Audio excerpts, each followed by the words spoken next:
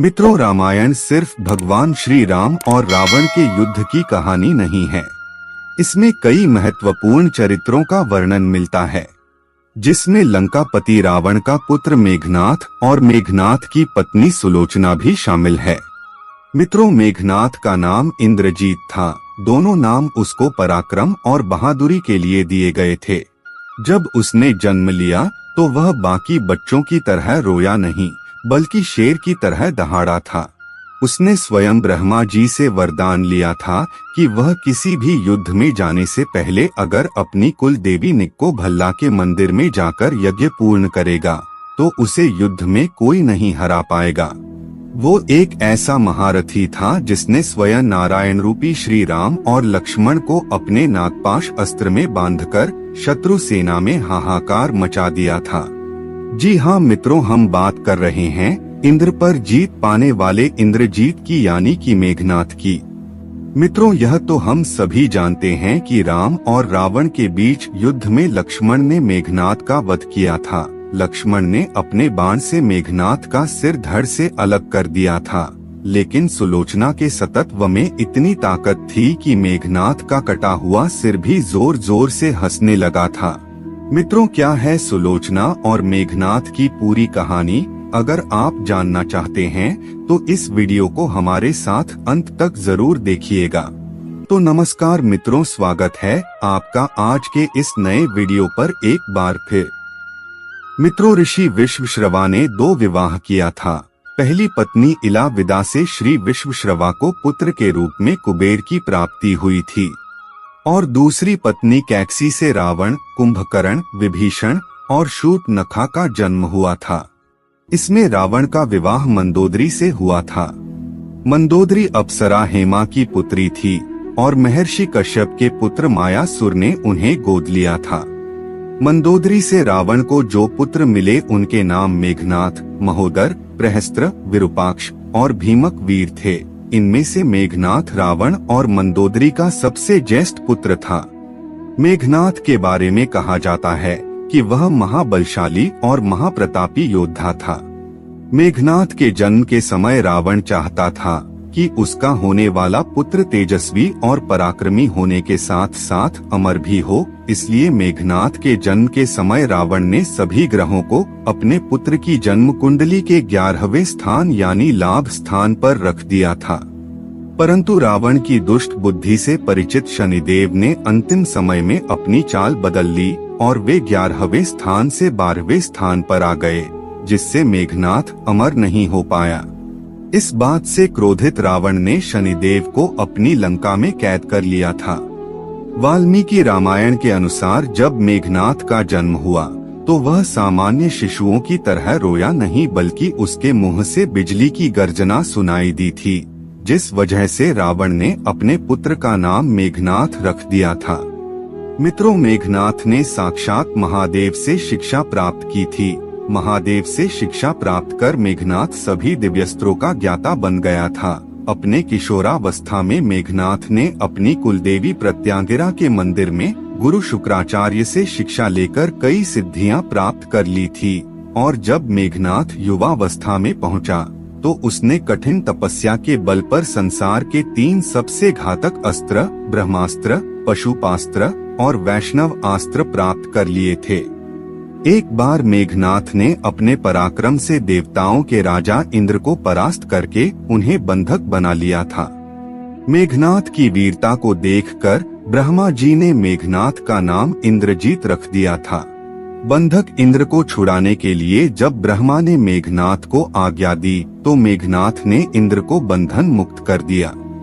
इस पर ब्रह्मा जी ने प्रसन्न होकर मेघनाथ को मनचाहा वरदान मांगने को कहा।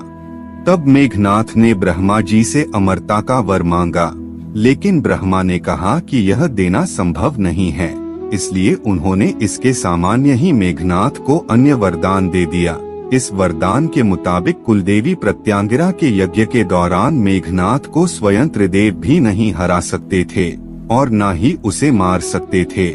मेघनाथ एक पितृभक्त पुत्र था, इसलिए जानते हुए भी कि राम स्वयं श्री हरि विष्णु के अवतार हैं, फिर भी मेघनाथ ने अपने पिता का साथ नहीं छोड़ा। यहाँ तक कि जब उसकी माँ मंदोदरी ने उसे समझाते हुए कहा कि इंसान मुक्ति के मार्ग पर अकेले ही जाता है, तब मेघनाथ ने अपनी माता से कहा कि अगर पिता को ठुकराकर मुझे स्वर्ग भी मिले तो उस स्वर्ग को भी मैं ठुकरा दूंगा। मेघनाथ का विवाह सुलोचना से हुआ था। सुलोचना रामायण की एक ऐसी पतिव्रता और सती नारी थी जिसके गुण सीता और मंदोदरी से कम नहीं थे। सुलोचना का विवाह राक्षस कुल में जरूर हुआ था, लेकिन उसमें सभी गुण दैवीय प्रकृति के थे। जब राम रावण के युद्ध में रावण का भाई कुंभकर्ण मारा गया, तब रावण अपने पुत्र मेघनाथ को मैदान में उतारता है। मेघनाथ युद्ध में उतरते ही सुग्रीव और उसकी सेना पर भारी पड़ने लगता है। यहाँ तक कि राम और लक्ष्मण जी भी मेघनाथ की मायावी शक्ति से कमजोर पड़ने लगते हैं, क्योंकि मेघनाथ ने भगवान ब्रह्मा के वरदान के मुताबिक अपनी कुल देवी का यज्ञ प्रारंभ करने के बाद ही युद्ध शुरू किया था, जिस वजह से जब श्री राम और लक्ष्मण उस पर बाढ़ छोड़ते हैं तो मेघनाथ का रथ गायब हो जाता है। मित्रों, इसी का फायदा उठाकर मेघनाथ राम और लक्ष्मण पर नागपाश छोड़ देता है। मेघनाथ के नागपाश से राम और लक्ष्मण दोनों मूर्छित हो जाते हैं। तभी राम और लक्ष्मण को होश में लाने के लिए हनुमान जी भगवान गरुड़ के पास गए और उन्हें लेकर आए। गरुड़ को देखते ही नागों ने भयभीत होकर राम और लक्ष्मण को मुक्त कर दिया, जिससे राम और लक्ष्मण होश में आ गए। अगले दिन फिर से जब युद्ध प्रारंभ हुआ, तब मेघनाथ ने शक्ति बाण से लक्ष्मण जी को मूर्छित कर दिया। लक्ष्मण जी के प्राणों पर खतरा देखकर हनुमान जी बिना समय गवाए लंका पहुंच गए और वहां से सुषेण वैद्य को उठा लाए। वैद्य ने लक्ष्मण जी की नब्ज टटोलकर राम जी को संजीवनी बूटी लाने को कहा। तब हनुमान जी ने संजीवनी बूटी लाने की जिम्मेदारी उठाई और लक्ष्मण जी को बचाने के लिए पूरी संजीवनी पहाड़ को ही उठा लाए और इस तरह से लक्ष्मण जी की जान बच गई। तीसरे दिन विभीषण के कहने पर लक्ष्मण मेघनाथ के पीछे लंका पहुंच गए और चौथे दिन युद्ध में लक्ष्मण ने घातक बाणों से मेघनाथ को मार डाला। कहा जाता है कि प्रभु श्री राम ने लक्ष्मण को पहले ही आगाह कर दिया था कि मेघनाथ की पत्नी एक पतिव्रता स्त्री है। ऐसे में मेघनाथ का सर नीचे जमीन पर नहीं गिरना चाहिए। इसलिए जब लक्ष्मण जी ने मेघनाथ का वध किया तो मेघनाथ का सर काटकर प्रभु श्री राम के चरणों में रख दिया। मेघनाथ के मरने के बाद प्रभु श्री राम ने मेघनाथ की मृत्यु की सूचना उसकी पत्नी सुलोचना को देने के लिए मेघनाथ की एक भुजा को काटकर उसके महल में भिजवा दिया। कहा जाता है कि मेघनाथ की कटी हुई भुजा देखकर सुलोचना को विश्वास नहीं हुआ, इसलिए सच का पता लगाने के लिए सुलोचना ने मेघनाथ की भुजा को युद्ध का संपूर्ण वृतांत लिखने को कहा। मेघनाथ के कटे हुए हाथ ने सुलोचना की बात का मान रखते हुए युद्ध का संपूर्ण वृतांत लिख दिया। साथ में मेघनाथ के कटे हुए हाथ ने लक्ष्मण का गुणगान भी लिखा। युद्ध की सारी घटना को पढ़ने के बाद सुलोचना विलाप करते हुए मेघनाथ का कटा हुआ हाथ लेकर रावण के पास पहुंच गई और उससे अपने पति का सर मांगते हुए बोली, हे लंका नरेश, मेरे पति अब इस दुनिया में नहीं रहे, आप मुझे मेरे पति का सर दे दीजिए, मैं उनके साथ सती होना चाहती हूँ। तब रावण ने कहा, पुत्री 4 घड़ी प्रतीक्षा करो, मैं मेघनाथ का सर शत्रु के सर के साथ लेकर आऊंगा। लेकिन सुलोचना को रावण की बात पर विश्वास नहीं हुआ, इसलिए वह मंदोदरी के पास पहुंची। तब मंदोदरी ने सुलोचना को सलाह देते हुए कहा कि तुम राम के पास जाओ, वह बहुत दयालु हैं, वह तुम्हारी इच्छा जरूर पूरी करेंगे।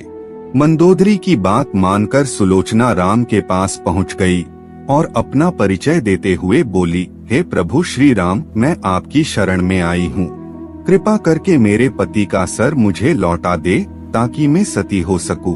सुलोचना की ऐसी हालत देखकर प्रभु श्री राम दुखी हो गए। उन्होंने सुलोचना से कहा, हे देवी, मैं आपके पति का सर आपको लौटा दूंगा, लेकिन कृपा करके आप मुझे ये बताइए कि आपको युद्ध का सारा वृतांत कैसे पता चला। तब सुलोचना ने बताया कि किस तरह उसके पति के कटे हुए हाथ ने युद्ध का सारा वृतांत लिख बताया था। हालांकि सुलोचना की बात पर सुग्रीव को यकीन नहीं होता है, लेकिन प्रभु श्री राम को सुलोचना पर पूरा यकीन था। इसलिए वह सुलोचना से कहते हैं कि हे देवी, मुझसे आपका दुख देखा नहीं जा रहा है, मैं अभी आपके पति को जीवित कर देता हूँ। प्रभु श्री राम के मुख से अपने पति के जीवित करने की बात सुनकर सुलोचना कहती है कि हे प्रभु, मैं नहीं चाहती कि मेरे पति जीवित होकर इस संसार के कष्टों को भोगे। यह मेरा सौभाग्य है कि मुझे आपके दर्शन हो गए, मेरा जन्म सार्थक हो गया। अब मुझे जीवित रहने की कोई इच्छा नहीं है, आप मुझे बस मेरे पति का सर दे दीजिए, मैं उनके साथ सती होना चाहती हूँ। सुलोचना की यह बात सुनकर भगवान राम सुग्रीव को मेघनाथ का सर लाने के लिए कहते हैं, लेकिन सुग्रीव के मन में अभी भी सुलोचना को लेकर आशंका रहती है कि आखिर कैसे मेघनाथ के कटे हुए हाथ ने लक्ष्मण का गुणगान लिख दिया। इसलिए सुग्रीव सुलोचना से कहते हैं कि मैं प्रभु राम के कहने पर तुम्हारे पति का सिर तुम्हें लौटा देता हूँ, लेकिन मुझे तुम्हारी बात पर तभी यकीन होगा जब तुम्हारे पति का यह कटा हुआ सर फिर से हंसेगा।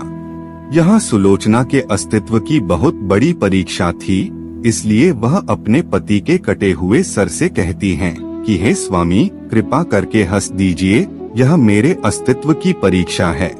कहा जाता है कि सुलोचना के इतना कहते ही मेघनाथ का कटा हुआ सर जोर जोर से हंसने लगा और इस तरह से सुलोचना अपने पति के कटे हुए सर के साथ लंका लौट आती है। वहीं समुद्र के किनारे मेघनाथ की अर्थी सजाई जाती है और सुलोचना धधकती अग्नि में अपने पति का सर लेकर अग्नि में बैठकर सभी के सामने सती हो जाती है। तो मित्रों, ये थी सुलोचना और उससे जुड़ी कहानी। क्या सुलोचना के जीवन से जुड़ी यह कहानी आपको पहले से पता थी? कमेंट में जरूर बताइएगा और वीडियो को अंत तक देखने के लिए आपका बहुत बहुत शुक्रिया।